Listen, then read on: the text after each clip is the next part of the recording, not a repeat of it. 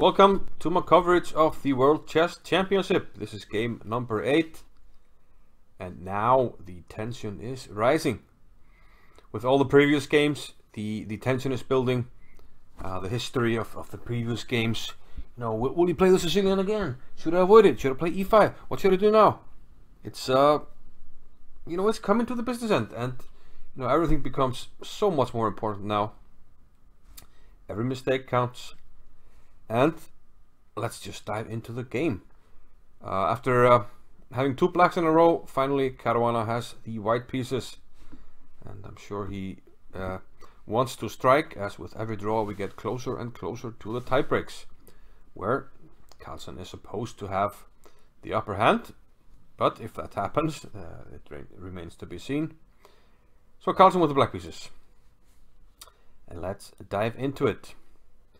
Caruana, the challenger from the United States of America, rated 2832, and he opens with e4 like he has done in all the previous 3 games where he had white.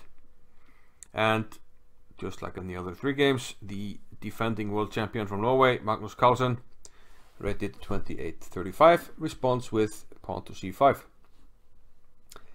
So evenly matched players, only 3 points behind them, between them. And well, so far all the games have been drawn, reflecting that that they should be equal in strength.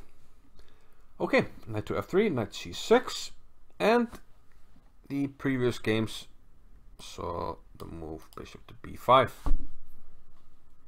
Not in this one. Games 1 and 2 had this one, 3 actually as well. But Caruana went for different lines in each of the cases. In 2 games he took on c6, and in 1 game he castled and went for a gambit with b4. But today he played d4, which is the Open Sicilian. And it's called the Open Sicilian because now white is opening up the board in the center. The game becomes more open. And when the move d4 appeared on the board, there was excitement in the live broadcasts and on Twitter and everywhere where people were watching the game. What will Magnus play? And finally Caruana is playing the Open Sicilian. What will we see? Well, speculation had been that we would see the Sveshnikovs, and after knight f6, knight c3, that's indeed what we see here. The move played now by black, e5 is the Sveshnikov. Black also has a choice of playing d6 or even e6, going for a rouser with d6, or you can even play g6, trying to go for a dragon, but e5 is the Sveshnikov. A very respectable opening, and one that has been used at the top level plenty of times. And there was a time actually when this was very much debated on the top level, but the fashion sort of goes, comes and goes, and for some reason they stopped playing the Sveshnikov at the top level, but not because it wasn't okay. So here, knight d to b5. There are other moves here. Knight to f5 is interesting, but not considered the best move. Knight b5 is considered the best move. And now d6. So this opening is called the Sveshnikov, and there is a player called Evgeny Sveshnikov who championed this opening and sort of, gave life to it. Previously it had been called the Pelican, or the Pelican Lasker Pelican, or the Pelican Lasker. I think the Lasker Pelican. But that's kind of unfair. Lasker only played it, I think, in 1 game in a World Championship match. But Sveshnikov gave the line new life. And it was sort of a revolution, because black is taking on a backward pawn here. And he's also giving white seemingly a very juicy square here. The main line, which was not played in our game, is bishop to g5. In that case, we almost always have a6 here. The knight retreats, and b5. And the line with b5 is also called sometimes the Chelyabinsk variation, which is a town in Russia, I believe in Siberia, which has some some routes connected to the line. From here, white has some choices. This has actually appeared in a World Championship match between Anand and Gelfand. In that game, Anand played knight d5 here. White can also take on f6, when black will take with a pawn. So, in the main lines, black is taking on a backward pawn. He's taking on doubled pawns, and he's seemingly giving up some squares. But it turns out that black has good dynamic play to compensate for this. Well, first off, he's threatening this, so white usually plays knight to d5 here. And he does have the bishop pair. He has the moves f5 and bishop d7. And black also has some open lines for his rook to work with. And practice has shown that, black has his fair chance and can often defend and sometimes even turn the game around. So that was a brief overview of the Sveshnikov. There are other lines in the main line, of course, but we can't be delving too much into that. In today's game, game 8, Caruana played knight to d5. And this is a very forcing move because now we're immediately threatening to hit the c7 square with a nasty check. So black takes on d5. And now a seemingly weird move, but actually the most common move, which is to retreat the knight all the way back to b8. It's also possible to play knight e7 when white would go c4, and usually the knight goes to f5 or g6. And yeah, this is a different line. I thought play possibly could have gone down a route like this, but knight b8 is the most common move. And here, by far the most common move is c4, but Caruana did not go for that one. He played a4. Now I want to quickly show you a cool line, which was featured many years ago in a book called Secrets of Opening Chess Strategy. So if this becomes fashionable, well, because Carlsen is playing the line, maybe you can trot out in a game or two the move queen f3 here. And the idea is that if black pushes here with a6, you're going to go queen a3. And black has to be careful about the pressure on this pawn. So after normal moves like bishop e7, you can play bishop d2, and note that this pawn can't take the knight because this guy is hanging. And this is the main line here, and black actually has to sacrifice the exchange, take here and give up this guy, because otherwise this pawn will just fall, and that's just horrible. So a tricky line that you can investigate if you want to surprise your opponent. But a4 was played by Fabi, and perhaps that's something you might want to look at as well. So like I said, c4 is the main move here, but a4 was played in the game. And now we had just normal moves. Both sides put their bishop out and get castled. Nothing much to say about that. Normal chess strategy in the opening, get your king castled. But now black starts to reroute this knight that we retreated to b8, knight to d7. And now the move bishop d2.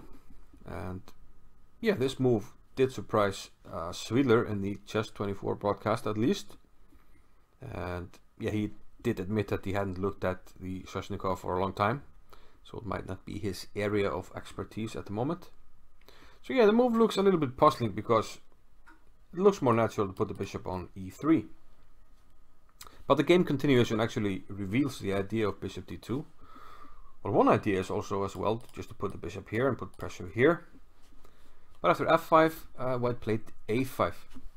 And now we immediately see the idea. We're protecting the pawn on a5. And after a6, which was played, we can play knight a3. And because the pawn is protected, our rook can, our knight can take this route to the very, very desirable c4 square. Now Carlsen gets on with it on the king side. He plays e4. Knight comes into c4. And it's clear from here that black wants to attack on the king side. He might then eventually push some pawns. He might find a rook lift in some cases. yeah, pushing the pawns seems very logical. But it's clear that at some stage you have to move the knight on d7, because otherwise your bishop on c8 is stuck and your rook on a8 as well. So Carlsen played knight to e5 here to facilitate that development. You have to move this knight eventually. But now the white knight jumps into b6. Okay, we're hitting the rook. The rook has to move. And this knight actually stands quite well. It's blocking a lot of key squares from black. You can never put a rook on c8. d7 square is not available for the queen. And yeah, restricting the rook. And in some cases you might even take here, which could be useful if black is trying to attack. And also white is very much ready for a pawn push here on the queen side. This in many ways resembles King's Indian, where white attacks on the queen side, black on the king side. And you know, when white is attacking on the queen side,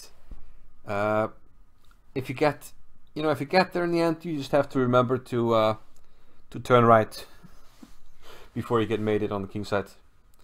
That's one of my favorite sayings about such positions. You know, break through and then turn right. But okay, Carlsen got on with it. c4. Excuse me. Yeah, it's a white to move. Rook b8 was the last move. I got ahead of myself a little bit. If white goes on with it now with c4, which is what I wanted to say, then you have to be careful, because black will play f4. And now it seems like black is yeah, getting ready to strike on the king side.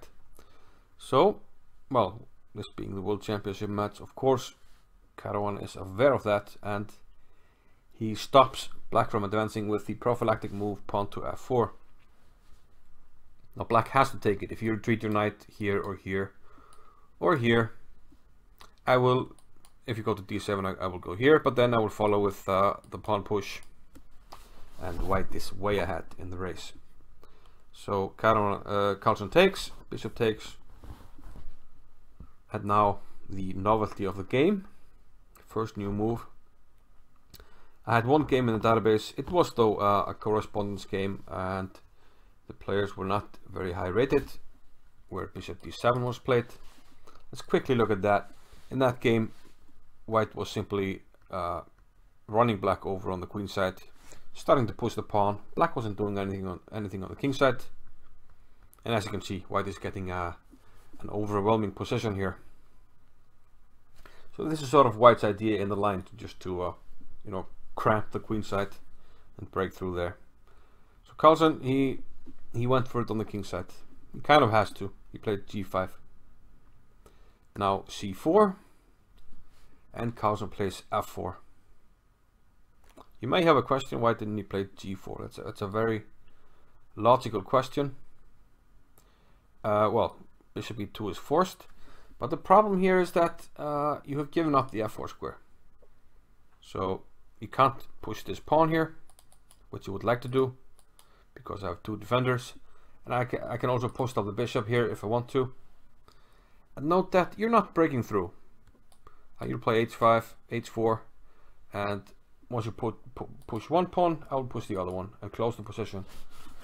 This is similar to what I call shutting down Spassky. Pattern recognition video, once again trying to plug that.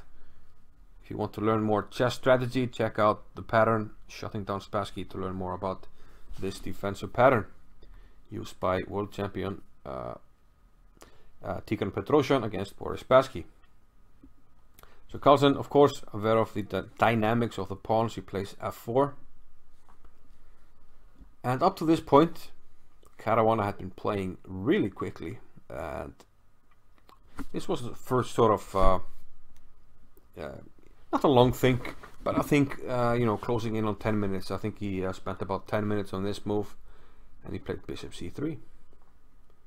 And this is a very logical move. You put the bishop on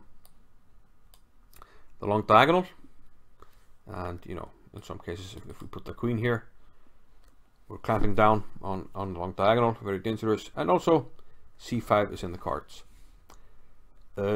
Whoops, bishop to f5 was played,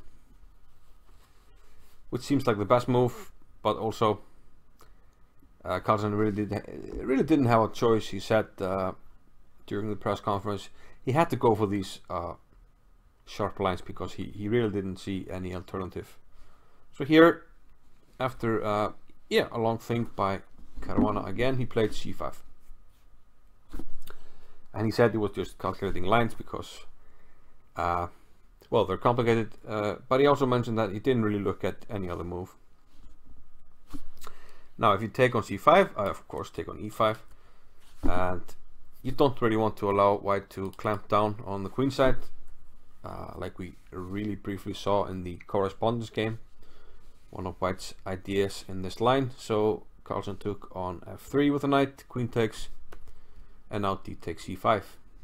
So white is temporarily sacrificing a pawn, but he has a really good clamp on the position. I mean, this knight, a nice outpost, stopping some ideas by black, and a really nice position bishop here. And the black king is a little bit vulnerable with little pawn cover.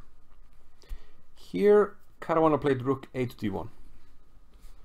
I think computers and commentators thought that rook a to e1 was more to the point. It's more aggressive. There are even lines where the rook can post up on e6, and if you take, you're getting hammered. And one of the main ideas after rook a e1 is to play h4, undermine the pawns, and let's say something like this takes g4. I will take on f4. You do take on h4, and eventually we're going to trade something like this. So, you know, endgames such as this one, even though black is up a pawn, the pawn on the d file is very dangerous, and coupled with a knight, you know, it's really quick to advance, and this is a big trump for white in all endgames. So rook a to e1 perhaps was a move here, but Caruana played rook a to d1. You know, hard to criticize this move. You can start thinking about pushing d6 in some lines. Well, you're threatening d6, and that's why Carlsen actually played bishop d6. But here is sort of the key moment of the game. Caruana has built up a very promising position, an attacking position, with a positional bind. And he has some options here. One of them is to play knight c4, which is, I think, what the computer recommends. But here he mentioned that he was worried about black playing g4, queen f2, and now f3. And while the computers say that white has a plus here, it's really hard to evaluate. I mean, he should play rook f2 e1, and it's evaluated as much better for white, but I think that's really hard to evaluate for a human player. And to be honest, I think such a position would have been evaluated as unclear in the pre-computer era, and one wouldn't have blamed anyone for that assessment. I mean, white can take, but now he's opening up his king, and black has compensation in the bishop pair. So, okay, understandable. Another idea was to play queen h5, which perhaps is more promising, as there are lines where black can really go wrong. For instance, bishop g6, kicking the queen back to h3. With some ideas maybe of giving a check here in some lines, playing knight c4 and then queen e6. And if bishop f5, which looks logical, we have a very strong move here, g4. You can't take on passant because I will, well, you open up the f file. I'm winning material. And if the bishop retreats, you're in a world of hurt. The rook is entering on e6. And in some cases I can even take here. The queen comes in here, aided by the bishop. Black is in real trouble, and he has no counterplay. Notice that his pieces really don't have any good way of entering the game. After queen h5, probably queen e8 is the best move, or rook f7. But then Caruana would have kept a big edge here in the endgame after knight c4. Now the pawns are equal, but a big positional advantage for Caruana, and he's going to win this pawn, probably be a pawn up in the endgame. A very promising endgame, which he might have been able to win. Instead, he went for a little bit of a soft move, perhaps because he was afraid of g4 in some lines. He played h3, and yeah, people were surprised by this move. I think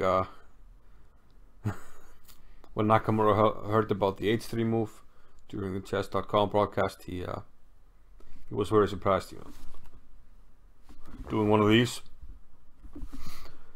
But yeah, this is where White is sort of losing most, if not all, of his advantage in the World Championship at this level. If you give up one tempo, it's just too much.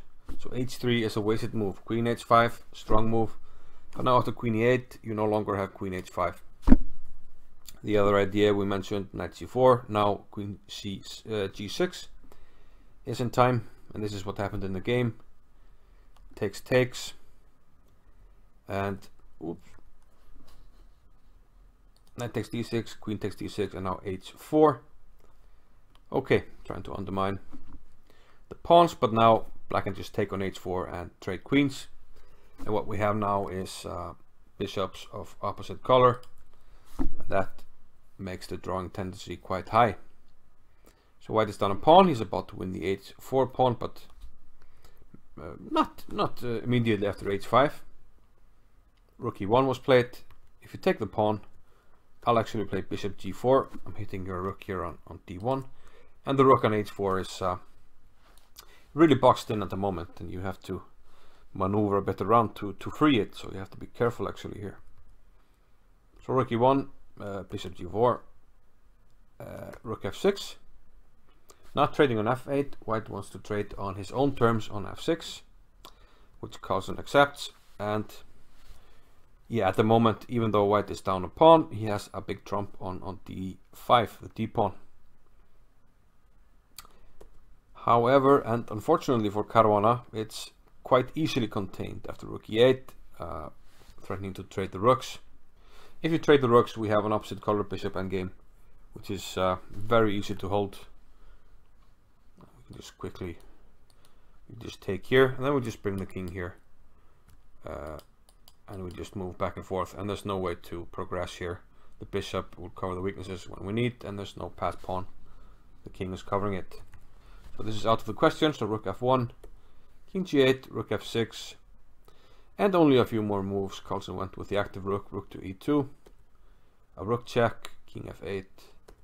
He pushed the pawn, but now it's easily contained. It's not going any further. The king will approach the pawn if needed, and already the rook and the bishop are covering it. And here Caruana didn't even try. He played rook g5 and offered to draw. They will trade the d pawn for the c pawn, and equal material with opposite colored bishops. Nothing to play for, so a draw was agreed. So yeah, 8 games in the book and 8 draws. Previously we had the Carlsen against Karakin match in 2016. Then we had 7 draws, but Karakin won the 8th game. And I did look up, the last time we had this many draws was 1984. Well, that's a record, I think, in 1984, when Kasparov and Kasparov and Karpov, they played 17 games in a row, which were drawn. That was a long historic match. It was actually the abandoned match. It was first to 6 wins, and after 48 games, the players were simply too exhausted, and the match was called off. And during that period, they drew 17 games in a row. So that's it for game 8. The mind games, yeah, they're going up. What will happen next time? Carlsen with white. So far he has been unable to show anything with white. Will he be able to find something somewhere? Remains to be seen. Stick around for the tactics. I will show you the solution to the last tactic, and we will also have a tactic from the game Carlsen against Anand in 2014. And yeah, small trivia knowledge for you. That was actually the last game in an Open Sicilian in the World Championship match in 2014, and I will leave you with a tactical moment from that game. Maybe you know it, but if not, try to solve it and leave the solution in the comments. But for now, I'm out, and I'll see you in the next video. Bye bye.